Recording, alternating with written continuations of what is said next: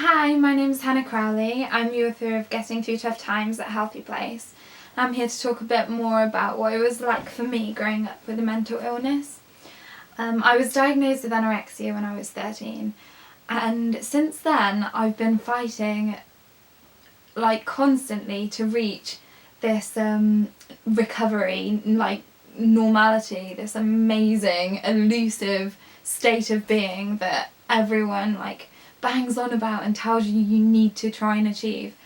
And it took me a long time before I really thought about it properly and thought, well, actually, these people are dictating to me what normality is, and how do I know that that's what it is? That's just one person's perspective of it, or that's just a group, a mass society produced perspective of normality.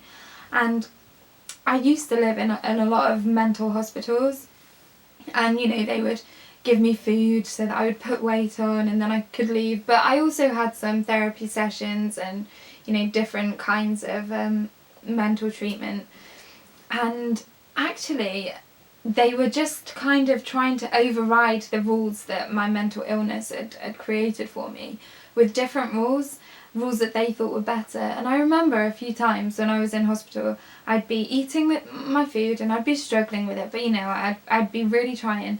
And if I ate my salad first before I ate something else on my plate, then that was wrong, because we had to, normal people ate their food all together. Or if I ate with a little spoon instead of a big spoon, or if I didn't eat within a certain amount of time, or if I tapped my foot on the floor. And it got to the stage where I actually was quite scared to eat a meal, not because I was scared of eating, but because I was scared that I was going to accidentally do something that wasn't normal. And that, I think, is very unhealthy. And so something that I want to really get across to all the people out there that are listening, whether you're suffering with mental illness or not, it's that this normality that people want you to achieve, it's not real.